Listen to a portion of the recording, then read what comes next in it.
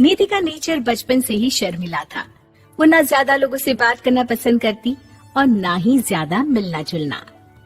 निधि, ये पैसे ले जरा और बाजार से चीनी तो ले आ। नहीं माँ, मैं नहीं जाऊंगी, मुझे शर्म आती है, आप ही चले जाओ ना। अरे पता नहीं क्या करेगी ये लड़की, जीवन में कभी कुछ किया ही नहीं सिवाय पढ़ाई और घर के कामों के। इसकी शादी भी आसपास ही कहीं करवा दो, दूर जाकर इसका गुजारा कैसे होगा। निधि सुनती सबकी, समझती भी, लेकिन चुप करके रह जाती। एक दिन पिता के दोस्त अपने परिवार के साथ निधि के घर खाने पर आते हैं। उनकी बेटी बहुत ही स्मार्ट होती है। निधि बेटा, वीणा के साथ बात करो, देखो अंकल की बेटी भी आई है उनके साथ। निधि वीणा के साथ वहीं बैठ जाती है। चलो ना अंदर चलते हैं, यहाँ कहाँ बड़े लोगों के बीच बैठे। निधि माँ की तरफ देखती है और अंदर चली जाती है। वैसे मैंने ना अपना चैनल खोला है, तुम सब्सक्राइब करना उसमें। मैं ना ब्यूटी और फैशन की बात करती हूँ, ये देखो। ओह, इतने सारे लोगों के सामने तुम कैसे इतना बोल लेती हो? मुझे तो बहुत शर्म आती है। अरे शर्म कैसी? खैर, सीधी सादी सी निधि, उसकी शादी हो जाती है राकेश से। राकेश एक स्मार्ट लड़का था, उसे घूमना फिरना पसंद था, लेकिन निधि का शर्मिला व्यवहार वो समझ जाता है। अरे निधि, घर से बाहर क्यों नहीं निकलती? लोगों से मिला जुला करो, तभी तो पता चलेगा ना कि दुनिया कैसी है। क्या करना है पता करके? शादी से पहले पापा और अब आप, ठीक है ना? मुझे ज्यादा दुनियादारी में नहीं पड़ना। निधि की जिंदगी ठीक ठाक चल रही थी। उसके 2 लड़के होते हैं, दोनों को वो पढ़ाती लिखाती, उनका ख्याल रखती। निधि, 25 साल हो गए शादी को, दोनों बच्चे सेटल हैं। हम लोगों ने शहर में 2 मकान भी ले लिए। दोनों की शादी खुद का पता ही नहीं चला कैसे उड़ गया। हाँ, ये तो है। मैं खुश हूँ, जिम्मेदारियाँ आती रही, मैं निभाती रही, और क्या चाहिए। देखो, मैंने सोचा है कि अब हम लोग अमेरिका जाकर रहेंगे। यहाँ की जिंदगी तो जी ली, वैसे मुझे वहाँ बहुत अच्छी नौकरी मिल रही है। मैं कैसे चलूंगी? मुझे वहाँ का कुछ नहीं पता। आप तो जानते हैं ना कि मैं घर से बाहर ही कम निकलती हूँ। अरे तो क्या हुआ, वहाँ भी घर में ही रहना है ना, मैं हूँ ना, नौकरी करूँगा। निधि मान जाती है और पति के साथ अमेरिका चली जाती है। माँ, तुम्हारी बहू को बच्चा होने वाला है, तो क्या तुम 2 महीने के लिए यहाँ आ सकती हो? मुझे तुम्हारी बहुत जरूरत है, मैं टिकट भेज देता हूँ।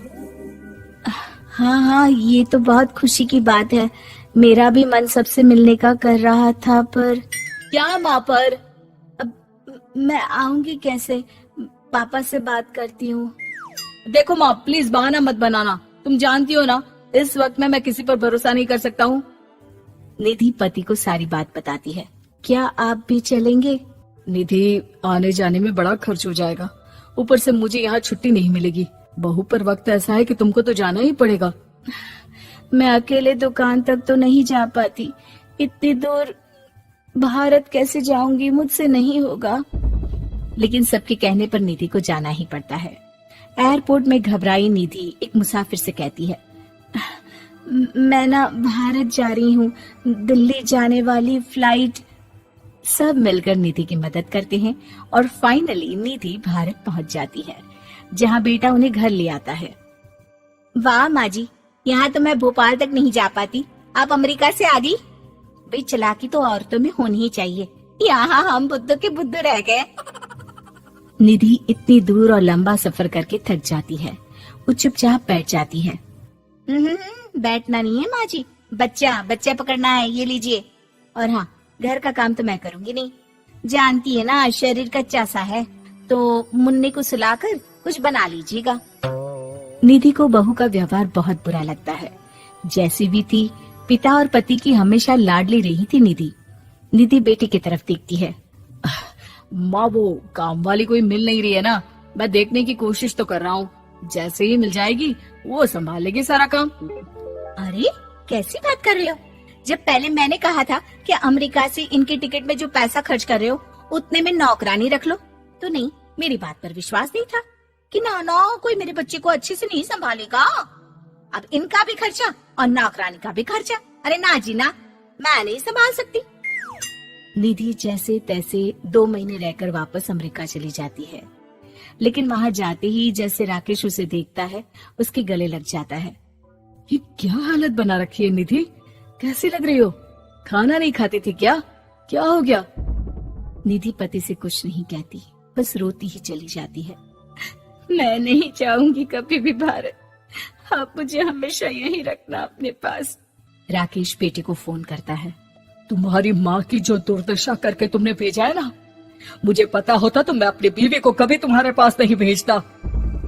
पापा आप तो रीना का नेचर जानते हैं ना, वो माँ पर हावी रहती थी, अब मैं तो ऑफिस चला जाता था, वो माँ पर जुल्म करती है और माँ भी इतनी सीधी है कि चुपचाप सहती रही। मुझे माफ कर दीजिए पिताजी। खैर राकेश कहता भी क्या, प्यार दुलार के साथ अपनी निधि को संभालने में लग जाता है। लेकिन कहते ना, वक्त हमेशा एक सा नहीं रहता। अमेरिका में ही राकेश की मृत्यु हो जाती है और निधि अकेली रह जाती है। बड़ा बेटा कहता है, माँ भारत चलो ना, हम लोग साथ रहेंगे। निधि को जैसे ही वो सब सीन्स याद आते हैं वो परेशान हो जाती है। समझ में नहीं आता कि पति के बिना अब जीवन कैसे चलाएगी। मैंने सारा जीवन घर का काम किया, घर देखा और जिंदगी चलाई, लेकिन जिस घर में रही सबने प्यार दिया, मैं वहां नहीं जाना चाहती। तभी राकेश जिस कंपनी में काम करता था उसका मालिक निधि के घर आता है।